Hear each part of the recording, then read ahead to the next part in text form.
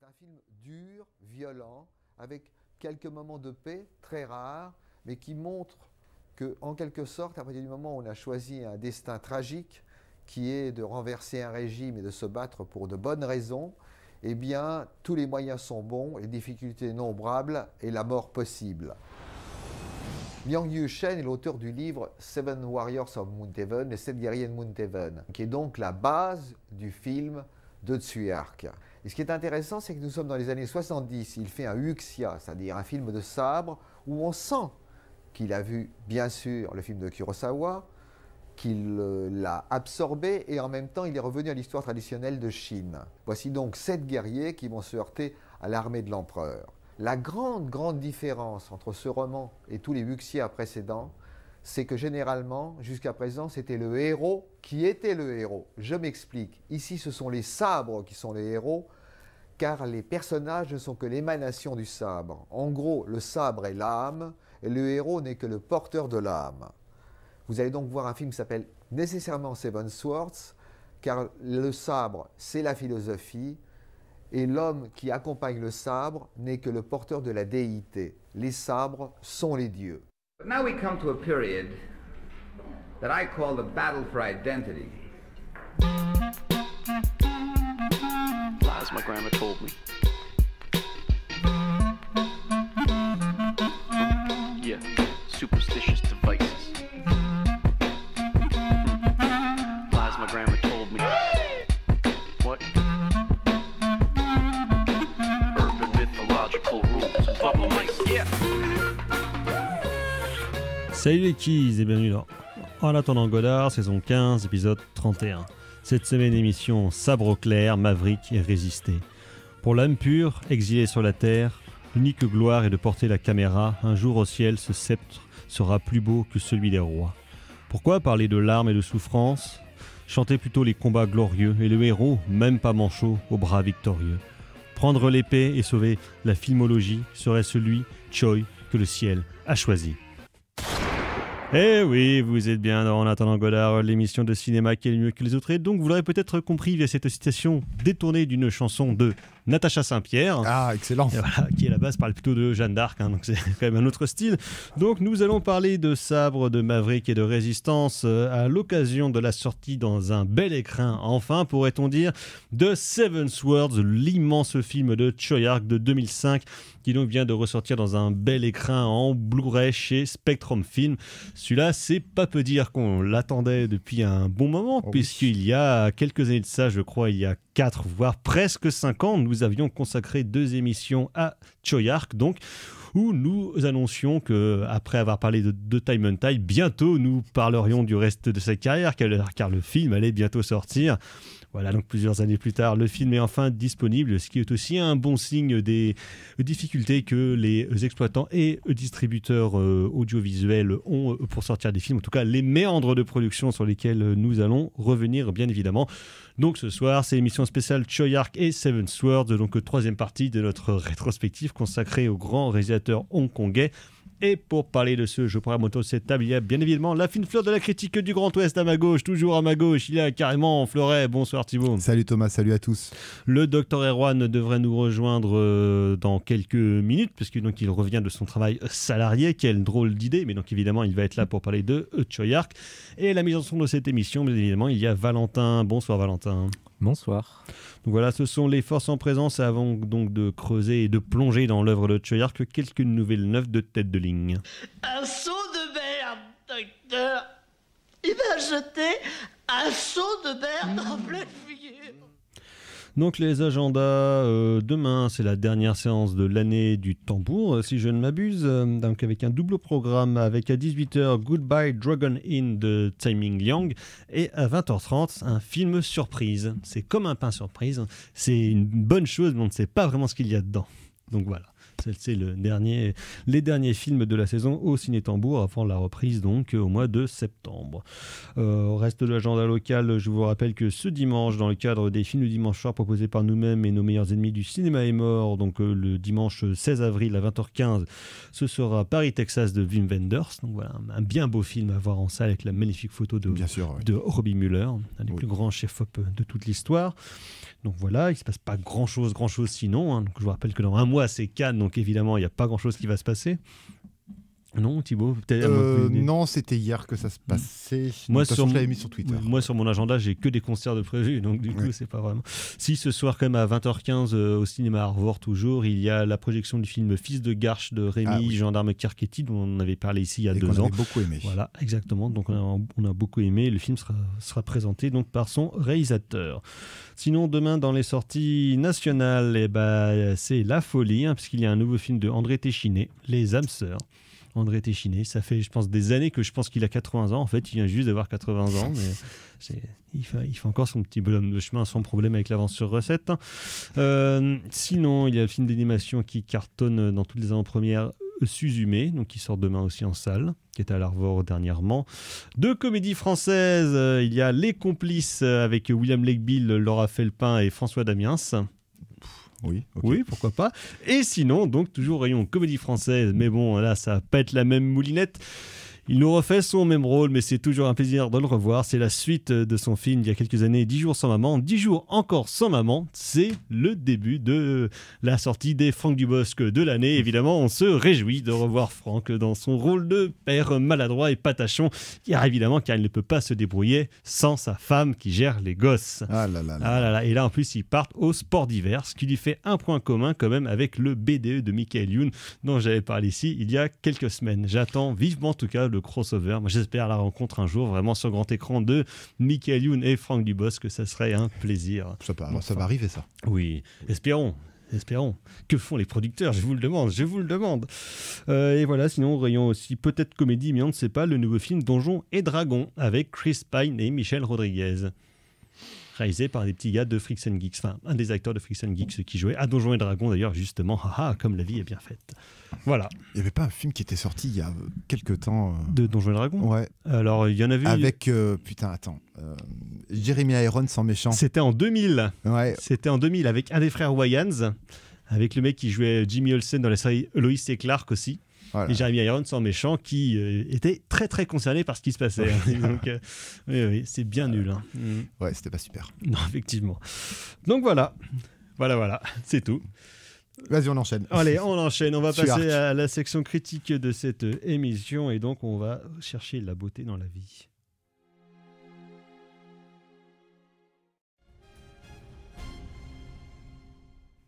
En attendant Godard sur Syllab, donc c'était In Search of Beauty, extrait de la bande originale de Seven Swords, composée par Kenji Kawai, donc pour le film de Choyark sorti en 2005, dont nous allons parler dès à présent, car comme je le disais, il vient de ressortir dans un bel écrin chez Spectrum Film, après qu'on l'ait attendu, donc comme je le disais, à un petit paquet d'années depuis l'annonce de l'achat des droits par Spectrum Film. Et donc, plusieurs choses sont passées par là, dont un truc qui s'appelle le Covid, par exemple, qui a notablement retardé la sortie et la fabrication du coffret. Donc, coffret volumineux qui contient 2 Blu-ray, donc avec quand même foult de bonus. Il y a 2 commentaires audio avec Choyark, mais qui étaient, je crois, disponibles sur le Blu-ray américain déjà. Un avec son producteur et un autre avec son co-scénariste, qui sont assez intéressants et qui se complètent même dans les choses qui sont dites à demi-mot, comme redirait une fois de plus Natacha Saint-Pierre. Et donc, une interview aussi, dont plusieurs qui datent de l'époque de la sortie du film, mais une notamment récente, tournée en fin d'année dernière de 1 heure, avec Choyark qui parle de son rapport avec le film de Sabre. C'est passionnant, c'est évidemment trop court parce que Choyark, pendant 1 heure, on pourrait l'entendre l'écouter palabrer pendant des heures et des heures, tellement l'homme est passionnant. Vous savez ici que dans cette émission, de toute façon, nous avons une appétence pour le cinéma de Choyark. Dès qu'on parle de cinéma hongkongais, on finit invariablement par le citer au moins une fois, voire plus. Et donc, outre ce disque de bonus, le coffret est accompagné d'un livre sur l'histoire du Wuxia Pian en littérature et puis au cinéma, donc écrit par Stephen Theo, et aussi accompagné donc de mini BD, donc Seven Swords Prélude, qui raconte l'histoire des 7 épées avant le début du film, puisque donc ce film donc qui date de 2005 est une très grosse production pour Choyark à la base, comme on va revenir un petit peu sur Arc à l'époque, donc juste après Time and Tide, il continue quelques petites productions comme Black Mask 2 par exemple qu'il va réaliser, qui n'est pas son meilleur film mais qui est quand même sacrément rigolo aussi, on aime bien les gros bordels. Mais donc la situation, vous le savez, post-1997 à Hong Kong est compliquée à la fois pour les habitants et pour les metteurs en scène. Plusieurs partent aux USA pour tenter leur chance. Arc l'a fait aussi et il est revenu à Hong Kong donc avec son chef-d'œuvre en 2000, donc Time and Tide. Mais la situation est plus compliquée parce que d'après les accords de la rétrocession de Hong Kong à la Chine suite avec l'Empire britannique, il est donc convenu que pendant un certain temps, ça sera toujours un régime, mais deux systèmes, où donc à Hong Kong, ce ne sera normalement pas le même système qu'en Chine, et notamment concernant donc les films, et ça Arnaud Lenuc le rappelle dans sa vidéo sur le Blu-ray du film, notamment pour la question de distribution à l'étranger des films. Comme Hong Kong est considéré comme un système à part dans le régime chinois, les films ne peuvent pas être distribués et sortir de la même manière sur le continent, ce qui évidemment restreint leurs ambitions financières et leurs ambitions commerciales. Choyark, sachant très bien que du coup, pour les films qu'il veut faire, et même de manière générale pour la situation du cinéma hongkongais, la seule péninsule de Hong Kong n'est pas suffisante pour pouvoir tenir les projets que lui aurait envie de faire. Il est donc, entre guillemets, obligé de s'ouvrir vers la Chine continentale et donc de chercher des subventions pour avoir de l'argent chinois pour que ces films puissent sortir de manière plus importante et plus massive en Chine. Donc c'est pour ça qu'il va chercher à mettre en place un gros projet qui sera donc le projet Seven Swords, qui, Choyark étant un mogul ayant quand même relativement la folie des grandeurs, il ne comptait pas se limiter à un seul film, puisqu'il comptait en faire une vraie saga de cinéma avec plusieurs films qui étaient prévus. Et donc, comme c'était la grande mode à l'époque, de faire aussi un projet qui serait transmédia. Donc, c'est-à-dire en tirer des jeux vidéo, parce que c'est un grand amateur de jeux vidéo, en tirer une série de bandes dessinées, parce qu'on sait que Choyark est un grand amateur de bandes dessinées, non seulement asiatique au sens large, mais surtout de comics américains, d'où par exemple les résultats dans Black Mask 2, qui est quand même fortement inspiré de sa lecture des comics américains. Et donc il y avait tout ça un petit peu qu'il voulait faire, et aussi en projet une série télé. Donc on voyait vraiment qu'il avait la folie des grandeurs, et donc cette folie des grandeurs nécessite notamment un grand sujet et un sacré paquet de pognon. Et donc ce pognon, il va aller à la fois donc le chercher à Hong Kong avec sa propre firme, donc la Film Workshop, mais aussi donc avec des fonds chinois et aussi des fonds sud-coréen, histoire d'être sûr de ratisser le plus large possible en termes de marché potentiel. Donc ça va être une triple production qui va se mettre en place, qui va être effectivement extrêmement lourde, et on reviendra après du coup sur les problèmes de sortie et de montage du film, et même du montage actuel que l'on nous propose. Enfin, qui est du coup le montage qu'on avait vu en salle donc en 2005. Donc film très lourd qui va entraîner énormément de contraintes de production, parce que donc il y aura plusieurs langues différentes qui seront parlées sur le plateau, plusieurs intermédiaires de différents pays avec des volontés différentes et on va dire une vision du film qui sera évidemment différente selon les particularités de chaque pays. Donc projet très compliqué pour lui, et qui en plus, pour rajouter à ce surplus de complications, va décider de tourner dans une région loin de tout, au climat relativement hostile, donc qui est la région du Xinjiang, que maintenant on connaît quand même un petit peu plus qu'à l'époque, puisque donc c'est la région des Ouïghours, donc au nord-ouest de la Chine, région désertique où a priori il n'y avait pas grand-chose d'intéressant, sauf visiblement maintenant pour le Parti communiste chinois, mais bon, c'est une autre affaire. Et donc il décide de tourner là-bas, effectivement dans des décors qui ont été très peu, voire pas exploités par le cinéma.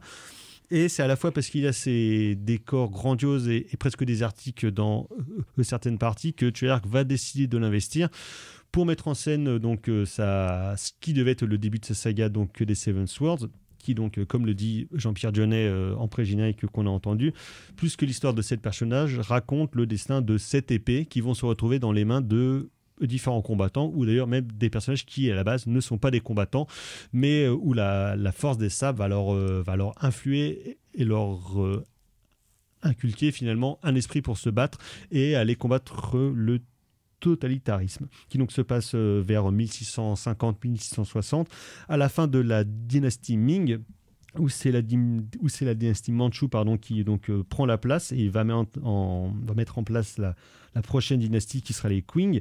Et donc pour tenir tête aux révoltes qui grondent dans tout le pays, ils vont décider de prohiber la pratique et l'apprentissage des arts martiaux. Donc évidemment, ça ne va pas sans créer quelques problèmes, et notamment dans un petit village qui s'appelle le Martial Village, ça ne s'invente pas. Un peuple de paysans va donc entrer en lutte contre le méchant Carnage et vouloir se battre. Et c'est là Ravage, pardon. Quel oui, c'est nom, ça. mais quel nom, quel personnage.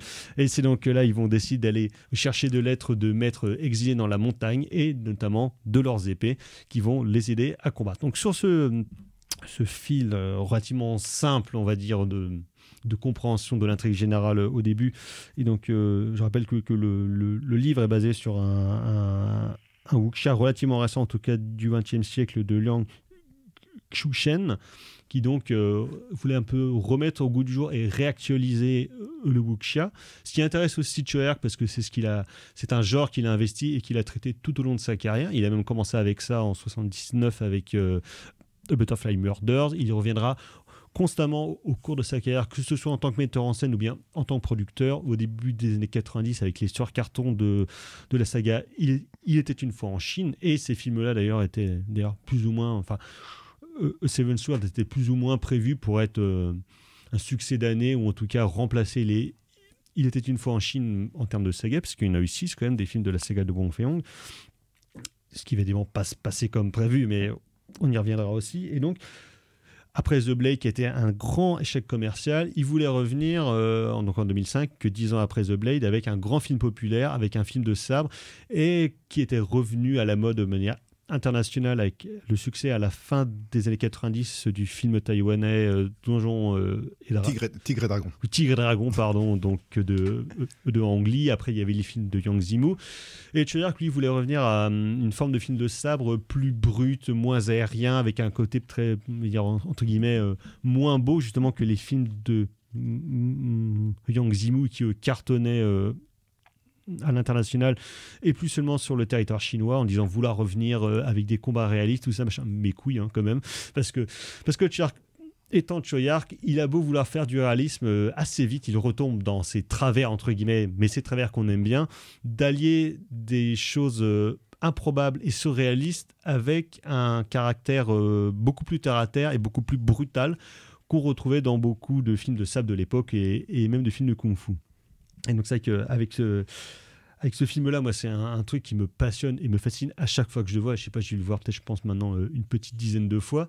C'est à la fois la grande violence du film, son côté extrêmement réaliste, avec une photo extrêmement terreuse, extrêmement brutale, alliée à un découpage qui est tout autant, mais sur lequel on va aussi revenir, et des chorégraphies de combat qui, pour le coup, n'ont rien de réaliste, parce que c'est quand même ultra câblé. C'est Lo Kar-leung, un vieux de la vieille, donc du film de sabre et puis du film de kung-fu, qui joue dans le film de ce qui est d'ailleurs son avant-dernier film, qui a mis en scène une partie des combats pour allier, on va dire, tradition et puis modernité dans les chorégraphies des combats. Vous, mon cher Floret, vous avez revu le film d'ailleurs. Je sais pas par où on commence. Moi non plus, c'est compliqué à organiser cette affaire. C'est compliqué de parler d'un film qui est en même temps la somme de tout ce qu'a pu être Choyark depuis le début de sa carrière, et en même temps son film le plus accessible.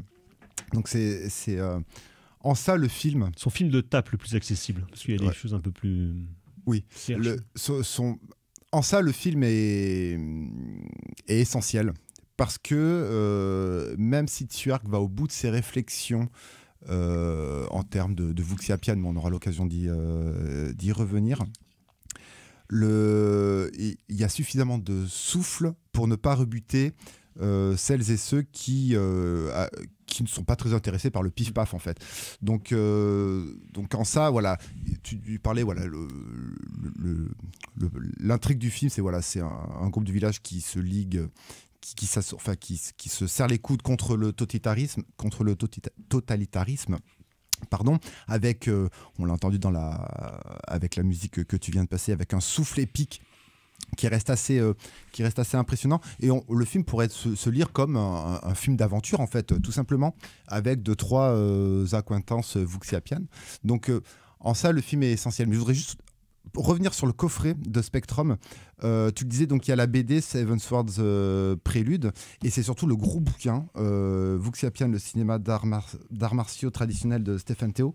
En fait, c'est un gros machin. Hein. C'est un gros machin de 400 pages. Ça a l'air absolument passionnant, parce qu'il faut savoir que finalement les sources sur le Vuxiapian sont assez rares, ou du moins assez laconiques. On ne sait pas trop où c'est que ça va en littérature, c'est un peu plus documenté, mais c'est vrai que sur le versant cinéma, comme c'est une histoire très complexe où les sources de conservation, que ce soit en Chine ou bien à HK, c'est pas vraiment la folie. Hein. Donc là, on est sur un bouquin de recherche universitaire, d'historien du cinéma. Donc c'est un bouquin en fait qui fait, je pense, qui peut faire référence en fait dans cette traduction française. Donc voilà, le bouquin, je pense que c'est par rapport à la place du coffret. Il n'y a pas d'iconographie. Mais le film a l'air absolument passionnant. La filmographie est hallucinante. Ça me fait trop délirer. Je me marre en la lisant. Et en plus, il termine en convoquant John Woo et Wong Kar-wai. Donc voilà, il fait vraiment qui en ont fait aussi d'ailleurs il fait vraiment un très beau panorama autour de ce genre absolument magnifique, hein, que moi pas que je vénère, mais c'est un genre que j'apprécie énormément. Et puis la BD également, qui était déjà édité en France également, mais bon voilà, la revoir un petit peu, ça nous permet de rentrer un petit peu dans ce projet transmédia que Tsuyark voulait et qui n'a pas pu aboutir comme il le voulait. Et qui a été compliqué parce que tu es censé que pour on voit au moins le prélude du truc. Et au final, c'est le bouquin de recherche universitaire qui complète en fait ce côté transmédia. Donc, tu as le film, tu as une BD, et en même temps, tu as une réflexion universitaire. Donc, c'est absolument oufissime ce qu'a fait Spectrum. Sur Seven Swords, c'est vrai que c'est compliqué parce qu'il y a une version qu'on a longtemps fantasmée de montage original qui durait plus de 4 heures, et pour toutes ces contraintes de coproduction entre HK, la Chine et puis la Corée du Sud, le film a dû être réduit à 2h30, enfin 2h25 même, et pendant longtemps on a fantasmé une version longue qui apparemment existe au sein de la Film Workshop, mais comme il y a un disclaimer au début du Blu-ray du film, ça a été impossible à faire parce que pour les questions de droit qui sont éparpillées donc sur plusieurs pays, c'est quasiment impossible à réunir. Le Covid est donc passé par là, ça a tout freiné pendant plus d'1 année. Et finalement, même les sources matérielles pour retrouver de la bonne qualité de pellicule manquante, entre guillemets, ou en tout cas de films manquants, est quasiment impossible à trouver. Sur le Blu-ray, il y a 25 minutes de scènes coupées qui sont commentées par Tsuyark. Mais effectivement, on voit en termes narratifs dans le film, qui est donc très dense, parce que mine de rien, il se passe énormément de choses et il y a beaucoup de personnages, certains même ayant un temps quasiment rajouté au tournage, notamment le personnage d'une femme de main de Ravage qui est absolument hallucinante dans son look, dans sa dégaine, dans le personnage qui a été créé au tournage, parce que c'est juste une cascadeuse qui avait genre une pure dégaine, et puis Ark il a fait putain classe. Carrément on te prend, puis en fait on te fait genre le méchant pendant 1 heure. Mais donc je sais même plus je sais même pas ce que je veux dire. Oui, alors on pourrait déjà commencer par le début, on pourrait déjà commencer par l'ouverture du film, qui est très étonnant parce qu'à la fois donc il veut ancrer dans un truc historique et réaliste, et en même temps il met des purs bad guys de bande dessinée. Oui, et en plus il y a un traitement colorimétrique qui est très particulier, ou les rouges qui ressortent et compagnie. Alors voilà, Tsuyark est connu pour expérimenter. Tsuyark est connu pour sa réflexion autour du Vuxiapian, parce que même si on prend son premier film Butterfly Murders, qui est un Vuxia déguisé, parce que c'est plus un film c'est plus un huis clos d'intrigue politique, on va dire ça comme ça, mais il a retravaillé le Vuxia, donc il commence déjà en 79 avec ça, il a retravaillé le Vuxia, il l'a amené peut-être à son paroxysme avec Il était une fois en Chine. Film hallucinant. En tout cas, il a clairement dépoussiéré un genre qui était un peu passé de mode. Et on n'en a pas encore parlé, mais il a en plus rajouté une dimension fantastique à ce au Vuxiapian avec Zoo, par exemple. 80, chef-d'œuvre, et sa suite Legend of Zoo, donc en 2001. Voilà. Donc voilà, on retrouve. C'est bien Legend of Zoo aussi. Et donc en fait, et puis il y a The Blade. Et The Blade, là, le film le plus terreux au possible. Son film peut-être le plus expérimental dans le sens où narrativement, en tout cas, on n'y comprend pas grand-chose, mais au final, on s'en fiche un des tellement plus il y a une radicaux. viscéralité. Mais Il y a après, un film ultra radical. Mais après, ça se paye au box-office. Ça se paye au box-office, mais c'est un film ultra radical. Et en fait, il revient avec Seven Sword. Il retravaille un petit peu cette réflexion et en même temps, il l'adoucit, il la minimalise. Mais il y a un tel savoir-faire. La preuve en est le combat final là, dans le couloir étroit. Voilà, filmé en contre-plongée. Et en fait, ce qui est intéressant, c'est que là, Tsuark est tellement sûr de son fait. Il est tellement sûr de sa réalisation et de ses réflexions qu'en fait, il ne surdécoupe rien du tout. Il fait une contre-plongée. Les combattants et les câblages et les épées, bien entendu, font le reste. Et c'est absolument merveilleux. Mais cette ouverture, moi, je vais revenir sur le début du film parce qu'en effet, on fantasme une version de 4 heures et il est vrai que certaines séquences ont du mal. Les liens les connexions sont parfois difficiles. La scène quand ils vont dans la montagne en fait chercher les épées. Bon, voilà ça. Cette séquence-là, c'est beaucoup trop rapide. Voilà, ça apparaît un petit peu comme un cheveu sur la soupe. Voilà, c'est hyper rapide et tu te dis s'il faut encore en plus étirer un film qui fait déjà 2h25, où est-ce qu'on arrive ? On arrive finalement à ce montage de 4 heures. Mais ce qui est intéressant dans ce film-là, c'est cette ouverture parce que il propose, on va faire une petite JB, mais il propose tout ce qui va irriguer la mise en scène de Seven Swords, c'est l'iconisation. L'iconisation, non pas l'iconisation de tous les personnages et de tous les objets. Ça va être l'iconisation des épées, l'iconisation des gentils, l'iconisation des méchants, bien entendu. Et ces 7 premières minutes, parce que j'ai calculé, ça fait 7 minutes 20, je crois. Les 7 premières minutes, et 20 secondes sont hallucinantes. Colorimétrie un petit peu spécial, mais qui rappelle le côté terreux de The Blade, alors qu'ensuite, voilà, comme je le disais, il va un petit peu délaisser l'expérimentation pour aller quelque chose de plus minimaliste, mais c'est quelque chose d'ultra brutal. La femme méchante avec son crâne rasé. Un side cut. Alors voilà, je ne vais pas spoiler le film, mais alors elle... Envoie ça. La méchante voodoo. Oh là là là là là. Vous l'avez entendu. On parle de radicalité. Ça, voilà c'est pas un personnage méchant. C'est Ludov. C'est un film homophobe. C'est parti. Voilà, bonjour d'abord. Bonjour. Cette introduction est absolument incroyable et elle sert de maître étalon à tout ce que va faire Tsuark après, parce que les arrivées de personnages vont tout être...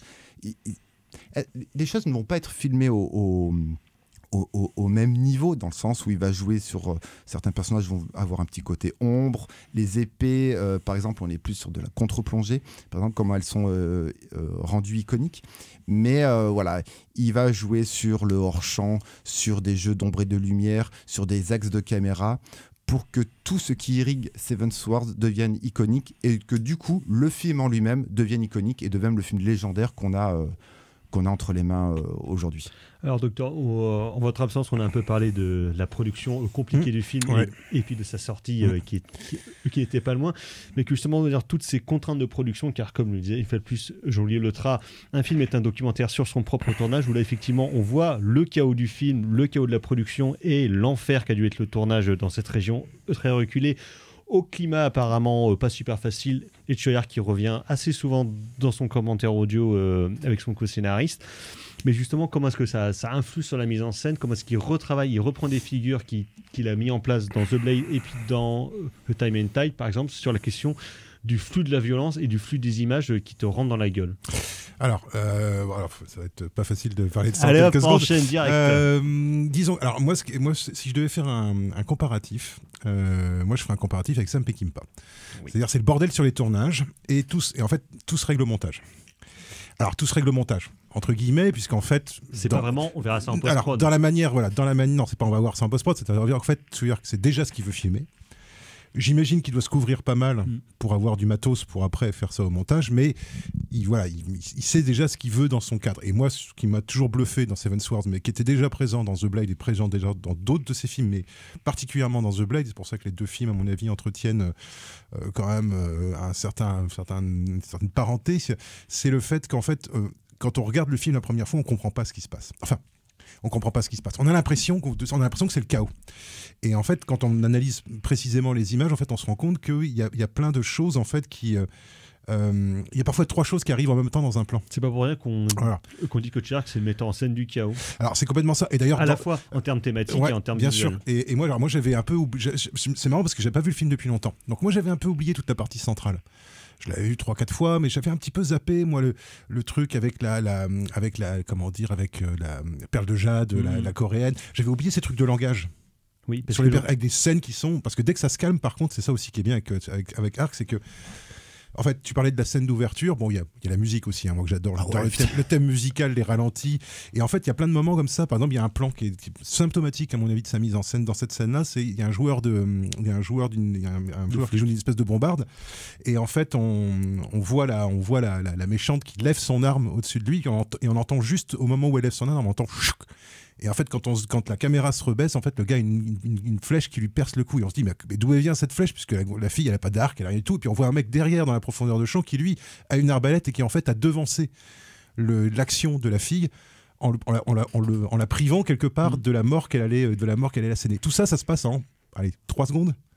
C'est-à-dire que et tout le film, c'est 2h30 de plan de 3 secondes où il se passe 5 trucs en même temps. Et alors moi, alors ça a aussi quelque part un revers en fait, c'est que quelque part ça va tellement vite qu'en fait les méchants, par exemple les méchants de seconde zone, enfin les sous-méchants, ils disparaissent presque trop vite du film. Alors qu'ils sont tous chez nous. On a tous envie de faire d'avoir un film rien que sur eux en fait. Quoi. Ils ont que des pures dégaines, voilà. Des pures armes. Ils sont super. Et tu vois, justement sur ce côté de trop très d'informations. cartoonesque et qu'on retrouvera mais là de manière je trouve plus équilibrée dans la bataille de la montagne du Tigre, dans la répartition entre le grand méchant et ses sous-chefs, ses sbires en fait. Et moi je pense à ça sur ce question de trop plein d'informations. Il fait ça dans les Détective D et notamment le deuxième qui en plus sont des histoires d'intrigues, de complot, de mystère, et il le fait aussi constamment, mais il a retravaillé puisque comme c'est justement une enquête de mystère, de complot, il le retravaille pour que ça passe un peu plus tout en mettant encore plus d'informations au sein de son plan. Mais c'est marrant parce que justement Seven Sword en fait tu sens bien qu'il est dans un processus je dirais pas de clarification. C'est-à-dire que The Blade, pour moi, c'est vraiment le film du chaos. C'est-à-dire The Blade, moi, je me souviens que moi, j'avais jamais vu un film comme ça de ma vie, et je crois d'ailleurs que j'ai jamais à part du Peckinpah, quoi. À part certains Peckinpah, j'ai jamais vu ce truc de point de vue multiple, où t'es obligé de repasser les scènes, en fait. J'ai l'impression qu'il y a trop de choses qui se passent. Voilà, t'as vraiment ce sentiment de trop, que j'adore, hein, ce sentiment de trop plein. Je trouve que dans Seven Sword, il y a encore ce truc-là, et après, effectivement, ça va se clarifier, on va dire, un petit peu avec Detective Dean. Et moi, je trouve que Seven Sword, c'est vraiment un point d'équilibre presque, en fait, à la revoir, en fait, je me suis dit, mais en fait, c'est presque parfait. Parce qu'en fait, quand tu regardes bien les scènes, quand tu commences à connaître un petit peu les scènes, tu te rends compte qu'en fait, tout est cohérent. Tous les raccords, tout est cohérent, en fait. Il n'y a pas de plans qui veulent rien dire, en fait.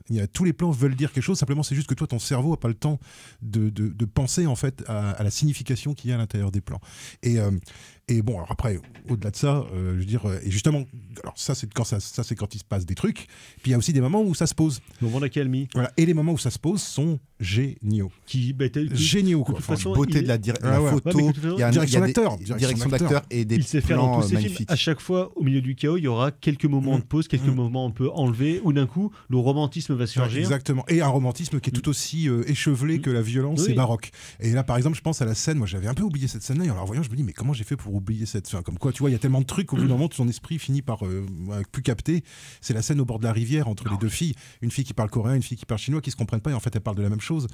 Et au bout d'un moment, ça se fait par des gestes. Enfin, comment? Et il y a tout un truc sur le langage parce qu'il y a voilà le fait, il y a le coréen. Qui est très McTiernan, du coup. Voilà, c'est ça parce qu'il y a Donnie Yen aussi qui est coréen, qui est comme la fille, la prostituée coréenne, enfin la dame de compagnie, comment dire, la concubine coréenne. Ou parfois il parle coréen, parfois il parle pas coréen. Quand il parle chinois, c'est qu'en fait il lui parle pas à elle, il s'adresse aux autres qui sont à côté pour qu'ils écoutent. Enfin voilà, moi moi c'est marrant parce que alors que tu vois, j'ai déjà vu le film, quoi.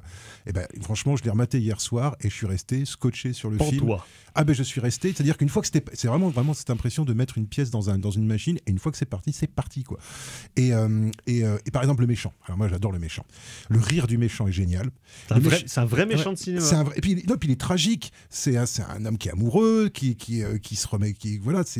Tu sens toute une alors c'est ça en plus qui est terrible, c'est que c'est vraiment un salaud quelque part Arc, parce que il te promet, tu as vraiment envie de voir un film, tu as vraiment envie de voir un univers étendu à partir de Seven Swords et de voir d'où viennent tous ces personnages-là, comment est-ce qu'ils sont devenus ce qu'ils sont, comment est-ce qu'ils se retrouvent là où ils sont. Genre, tu as des personnages qui sont vraiment que esquissés. Par exemple, l'espèce de capitaine qui est au-dessus du chef, on le voit 5 minutes. Voilà, les méchants, dans les sbires, il y en a qu'on voit 3 minutes. Et le peu qu'on les voit, ils sont, je veux dire, t'as juste envie d'en savoir plus. C'est-à-dire que non seulement il y a plein d'informations à l'intérieur du film, mais il y a toute une part de hors-champ que tu investis complètement avec ton imaginaire. Alors rien, du coup, j'ai pensé à Mad Max Fury Road, où c'est pareil. Complètement. Il y a des persos qu'on voit 5 secondes et on sent que derrière juste un look ou bien une dégaine, il y a un hors-champ hallucinant. Il y a une histoire, voilà. Il y a tout un parcours, il y a une mythologie, il y a un exactement. rapport au mythe. Et de toute façon, alors ça, c'est aussi la grande réussite du film. Hein, c'est toute cette, c'est-à-dire que moi, j'avais oublié à quel point, en fait, les 7 épées et les 7 combattants des 7 épées, comment au bout d'un moment tout ça devient super clair. Tu sais qui a quelle épée fait quel truc, comment ça représente sa personnalité avec la double lame. Ah là voilà, la meilleure épée. De toute façon, moi, c'est un de mes personnages préférés. Hein, le personnage interprété par Charlie Young. Moi, c'est un de mes personnages préférés avec cette lame. Déjà, c'est Charlie Young. Ou cette lame qui est une lame flûte en fait, parce qu'il faut boucher les trous de la flûte pour pouvoir jouer de la lame finalement. Alors voilà, bon. Moi, j'ai rien à dire de plus. Et le méchant, lui, va se servir d'une espèce de guitare comme un pilon pour massacrer le crâne d'un type. C'est-à-dire que voilà, la musique, la violence, l'art, tout ça, ça se mélange joyeusement dans le fond, dans la forme. Enfin voilà, c'est un film qui est un peu frustrant à certains moments. Hein, moi, je trouve à tel point. Justement, en fait, c'est un film qui est frustrant parce qu'en fait, je trouve que moi, c'est un film qui est trop bon. C'est-à-dire que ça devient vraiment frustrant. Au bout d'un moment, t'as 10 films dans un. Arrête, stop. Non, mais sérieusement, t'as 10 films en un, en fait, et c'est presque frustrant, en fait. Il y a presque, moi, je te dis, la disparition des méchants au bout de. Alors, t'es déjà 1h30 de film, hein, quand la Miss, la méchante, elle disparaît. T'es triste en plus. Mais ouais, parce que c'est une super scène. C'est que des super scènes et des super personnages, quoi. Mais c'est vrai que pour rebondir sur ce côté, voilà, il y a de la baston. Après, il y a des élans romantiques et bien entendu l'épopée. Il y a des orgasmes féminins complètement démentiels. Denis Yen, c'est la bête. Ah oui. Mais faut c'est Joe the Man, quoi. Faut pas oublier que Tsuyark, possible. derrière peut-être, si on pourrait caricaturer Tsuyark, on va dire que oui, là c'est le metteur en scène du chaos, mais en fait il est super fort pour mélanger les genres. Enfin, si on se rappelle par exemple Shanghai Blues, qui est un film ou Pékin Opera Blues. Voilà, où il y a de l'espionnage, où il y a du burlesque qui arrive. Il y a de la comédie romantique. Il y a de la comédie romantique. Il y a des effets comiques, qui sont un peu datés, mais qui sont très Hong Kong. Il faut passer un peu le truc. Hongkongais, voilà. Il faut pas oublier que Tsuyark est maître un petit peu dans le mélange des genres, ruptures de ton. Dans les ruptures de ton, et qu'il a une cinéphilie qui est absolument immense. Et juste peut-être pas pour conclure, mais pour continuer sur Seven Swords, moi, il y a quelque chose qui m'a vraiment frappé, c'est la fin du film. Alors, on va peut-être pas divulgacher tout le... Les gentils gagnent. Les méchants perdent.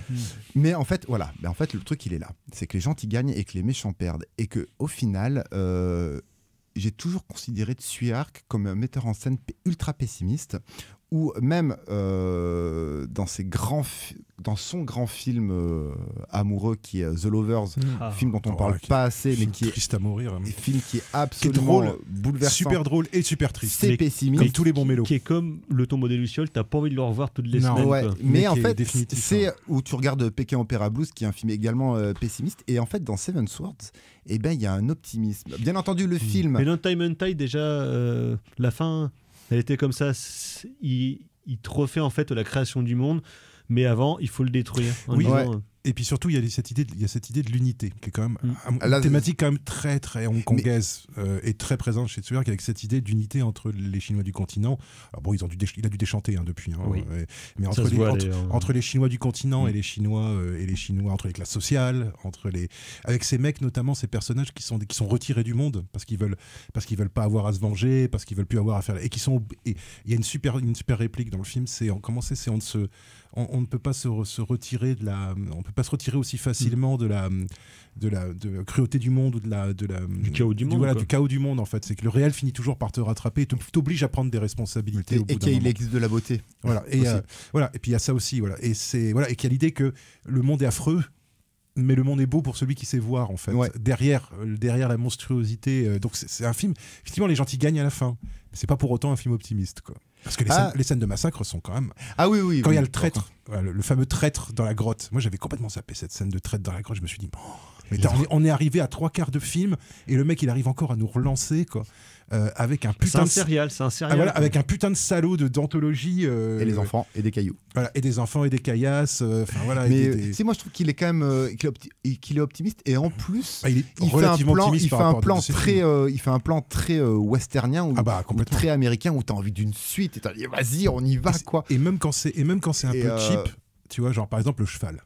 L'histoire du mec qui est dresseur de chevaux et qui abandonne son cheval. Et bah écoute, moi je veux dire au revoir, c'est à la fois kitsch, c'est à la fois too much et en même temps moi j'ai trouvé ça super touchant parce que ça dit plein de choses sur le personnage, sur son rapport à la nature, sur son rapport au monde animal et sur son et sur l'idée du destin.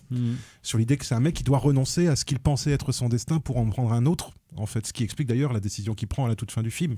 C'est un mec qui veut être un simple paysan. C'est un mec qui veut être une petite chose dans le monde. Sauf qu'en fait, il est promis à plus.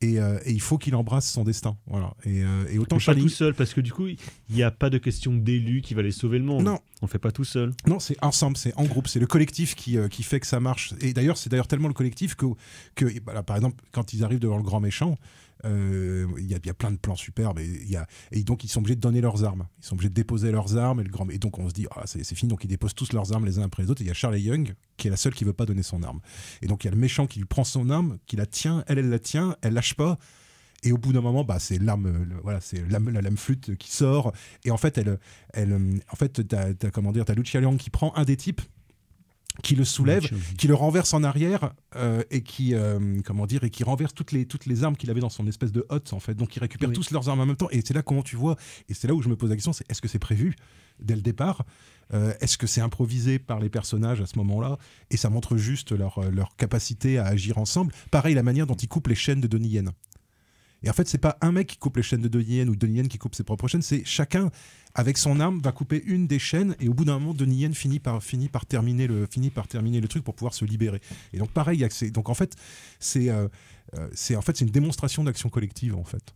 Seven Swords, c'est pas du tout un film individualiste, c'est vraiment un film l'évolution un film révolution des parapluies mais pas avec des épées. Oui, en fait, il y a pas des d'ailleurs, tout à l'heure j'ai fait une heure, je parlais de Liu Chiang, en fait, je voulais dire Luca Lung. Moi je dis toujours Liu Chiang. Oui. Je l'appelle toujours à l'ancienne. Moi, je suis un mec des années 90. Moi, c'est toujours Liu Chiang, mais c'est Luca Lung, effectivement. Mais qui, je pense, est décédé maintenant. C'était son avant-dernier film. Et je trouve que c'est un hommage rendu à ce mec-là, parce que c'est lui qui fait les chorés aussi. Ouais. Et c'est un hommage. C'est un des chorégraphes du film. Et il y a quand même cette scène que moi, je trouve quand même dingote. Quand même la scène avec Donnie Yen sur le mur. Là. Donc, dans le couloir, oui, on en parlait. Les plans, les angles de vue. Et comment, finalement, si tu regardes attentivement la scène, tout est clair sur les mouvements. Tu comprends pourquoi il y en a un qui descend, pourquoi il y en a un qui monte. Enfin, moi, je trouve ça. Tous les trucs avec, par exemple, les idées aussi dans les grottes où c'est trop étroit pour pouvoir dégainer. Il y a toute une scène d'engueulade comme ça dans la grotte avec un des villageois puis un des Seven Swords et en fait le mec s'apprête à dégainer, en fait il est bloqué par le plafond de la grotte en fait et c'est ce qui empêche la baston de commencer, enfin du truc qu'on retrouvera dans Kill Bill d'ailleurs, qui est peut-être d'ailleurs inspiré par Kill Bill parce que Kill Bill est sorti avant, mais qu'on retrouvera dans la scène de la caravane dans Kill Bill 2 qui était une super idée de réel. Juste dernier truc que je voulais dire, c'est que il y a aussi un truc que je trouve que on voit le talent pour le montage, c'est le truc le truc sur les flashbacks. Par exemple, le fait que y en a un dont le nom de l'épée n'est révélé qu'à la toute fin. Et on a besoin que ça soit révélé qu'à la toute fin parce que son épée, on découvre qu'elle a une volonté propre. Et c'est l'épée c'est la deuxième épée avec laquelle se bat Donnie Yen à la fin du film. Et ça va avoir un lien super. Enfin, ça va être super important, notamment pour le dernier duel avec le méchant en fait.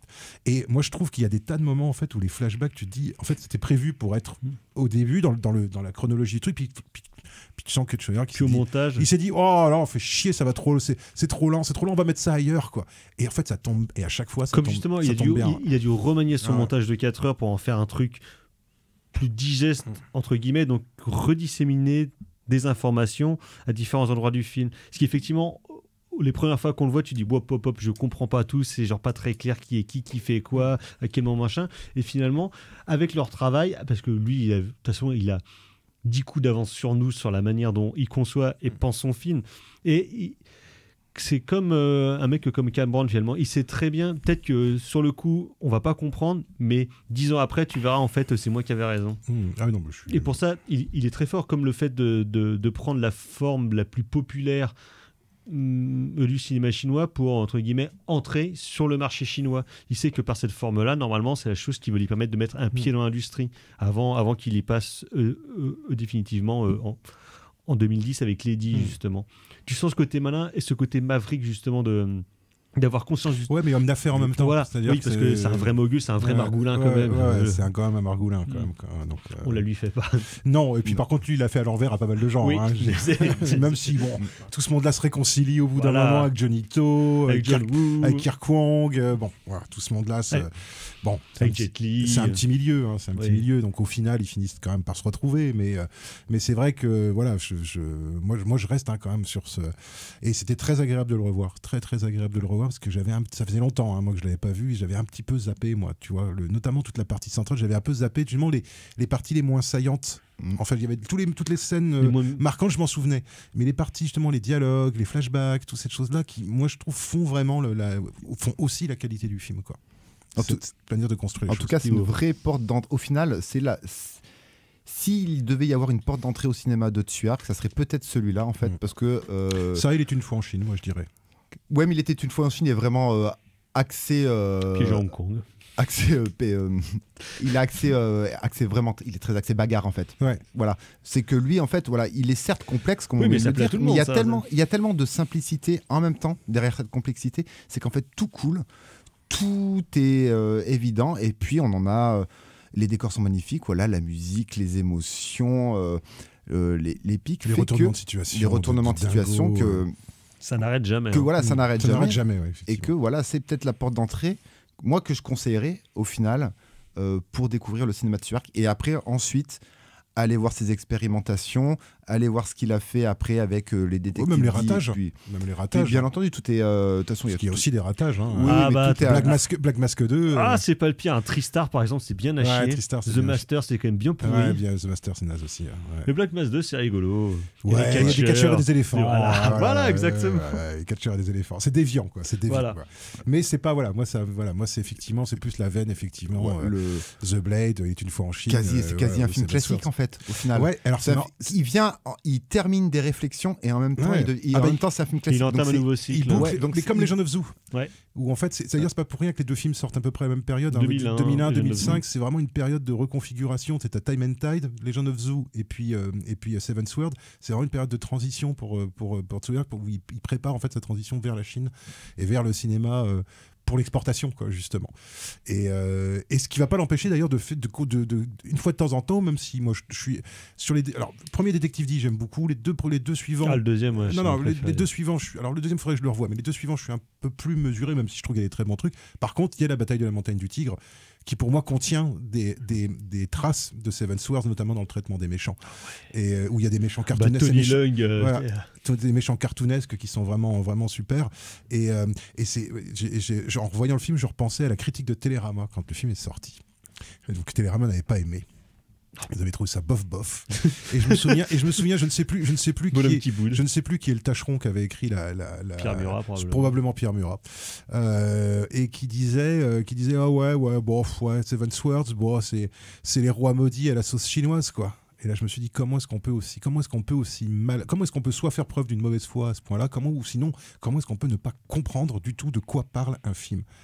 Les Rois Maudits, la série française, tu vois, avec Maurice Druon, tout ça. Non, mais aucun rapport, quoi. Je veux dire, ça n'a rien à voir. Et même, j'ai envie de dire, un Roi Maudit à la sauce chinoise, moi je suis preneur, hein. Mais pour le coup, c'est pas du tout le film. Non, mais les Rois Maudits, ça a plus à voir avec Game of Thrones qu'avec, qu'avec Seven Swords. Enfin, je veux dire, le mec devait être en train de roupiller pendant la séance de presse, c'est pas possible, quoi. Et moi, je me souviendrai toujours de me dire, décidément, il n'y a pas moyen. La critique française n'arrive pas à comprendre, à part justement un Christophe Gans, à part un Assayas, à part un, comment il s'appelle, un Yannick Dahan, voilà. Mais sinon, en fait, Qui est dans les bonus d'ailleurs. Voilà, Daron. tous ces gens de la bonne critique bien posée ne comprennent strictement rien au cinéma de Hong Kong et ne comprennent strictement rien, à mon avis, d'une manière générale, au cinéma d'Asie. Et ça, c'est terrible, c'est triste parce que quand tu vois la richesse que ça a, que ces cinématographies-là ont, à quel point elles sont, en fait, à mon avis, par rapport à ce qui se fait en France, par exemple. Moi, j'attends toujours, quoi, d'avoir des cinéastes français, qui mettent les choses, qui mettent tout le monde à l'amende, quoi. Les Américains, ils ont ça. Les Hongkongais, ils ont ça. Les Japonais, ils ont ça. En France... Les Indiens, ils ont ça. Les Indiens, ils ont ça. En France, malheureusement, j'attends toujours un peu, moi. Et pour l'instant, alors il y a des très bons documents, il y a des très bons cinéastes, etc. Mais ce cinéaste qui fait la différence, c'est qui monte en gamme pour devenir un cinéaste important sur le plan international. Et ça, pour l'instant, je trouve que ça me manque un petit peu, là, depuis un petit moment. Pas depuis, un peu... même depuis Boisset, tu vois, depuis les cinéastes des années 70, je trouve que ça me manque un petit peu, quoi. Et je trouve que le mépris critique de la France vis-à-vis de ces pays-là, moi, j'ai toujours trouvé ça absolument détestable. C'est toujours le racisme classique français anti-asiatique. Le complexe de supériorité mal placé. Tout ça parce qu'on a perdu l'Indo. Ouais, voilà, c'est ça. Ouais. Oui, ce qu'il n'a rien à voir en plus. C'est des Vietnamiens, rien à voir. Oui, mais c'est l'Asie. Oui, voilà, tout ça, c'est comme dirait un mec du Loft 2, les Chinois et les Japonais, c'est pareil, ils portent des robes et ils mangent du riz avec des baguettes. Authentique, citation authentique. Ouais, j'ai vraiment des références culturelles. Voilà. Donc Bernard Murat, si tu nous entends, tu pourras mettre ça dans la prochaine fois que tu comptes la prochaine fois. Et d'ailleurs, ils ont changé, Télérama maintenant. Non, parce que alors, pas toujours, mais... quand la sortie de Détective D2, j'avais écouté Le Masque et la Plume, et c'était exactement pareil.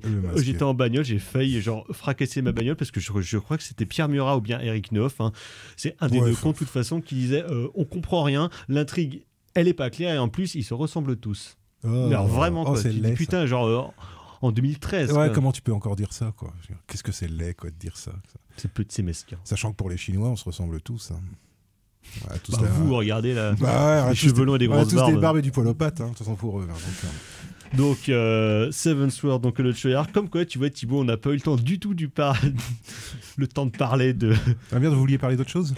On voulait parler du reste de la carrière après Seven Swords. On refera une émission l'année prochaine. Sur l'époque Chine continentale de Choyard. Ouais, mais il est tellement passionnant. Voilà, qui nous vient de ressortir. Fallait pas m'inviter. Dans un bel écrin, donc chez Spectrum Film, même si évidemment, comme souvent avec des films Hong Kong, on aurait bien aimé un making-of de 2h30 sur le film avec moult d'images du tournage. Mais bon, évidemment, j'imagine que c'est compliqué à trouver. C'est déjà en tout cas une très belle édition et notamment 1 heure d'entretien avec Choyard qui parle de son rapport avec le film de sabre et l'histoire du cinéma chinois. C'est évidemment passionnant. Donc voilà, c'est vient de ressortir en Blu-ray dans un gros coffret, un bel écrin chez Spectrum Film. On va passer au coup de cœur. Tout à coup, Jean-Michel Mimosé... C'est de la merde. C'est de la merde. Je voudrais que tout le monde s'imprègne. Merde. Tout le monde s'imprègne de cette... C'est vraiment la plus grande merde des merdes. Et coup de cœur, carrément Floret. Alors moi, coup de cœur, ça va être Seven Swords et il fait pas chier. Non, et Mona Lisa de Neil Jordan qui est disponible actuellement sur la plateforme d'Arte. Pur film. À voir absolument. Ouais. Polar, film noir. Polar, histoire d'amour, néo-noir romantique, voilà, histoire ultra craspec et en même temps très surprenant dans sa gestion du sentiment amoureux. Voilà, le film nous amène là où on ne l'attend pas. Neil Jordan, de toute façon, est un cinéaste que j'ai toujours apprécié. C'est bouleversant. Et ici, Michael Caine en sous-régime. Bob Hopkins, pardon. Super beau, voilà, des costards, des jaguars et des accents cockney. Des accents cockney, des sculptures en spaghetti et cette vision de Londres qu'on n'a pas l'occasion de voir tous les jours. Voilà, c'est pour ça que c'est quand même bien les polars anglais. C'est que des mecs qui portent des cols roulés, leur ville est moche à chier. Il y a des néons dégueulasses et pourtant ça pue la place quand même. C'est pour ça que je suis un fan de Get Carter. Des films plus classe de la terre. Ah là là, Mona Lisa. Donc Mona Lisa, Neil Jordan. Docteur. Alors moi, ça sera un film dont j'ai oublié le nom du réalisateur, mais que j'ai vu il y a pas longtemps, une bizarrerie. que j'ai trouvé à Odyssée à Villeprix, qui est sorti chez Carlotta. C'est un film qui s'appelle The Bullet Train, et c'est un film catastrophe japonais de 1975 avec l'histoire d'un... Alors, vous allez me dire si ça vous rappelle quelque chose, c'est l'histoire d'un train. Il y a une bombe dans le train, et le train ne peut pas descendre en dessous de 80 km à l'heure, sinon la bombe, elle explose. C'est un mélange entre piège de grande vitesse et speed. Et ben en fait, c'est exactement ça, en fait. Junya Sato. Junya Sato. Le titre français, c'est Super Express 109. Alors, c'est pas parfait. Alors, c'est pas parfait.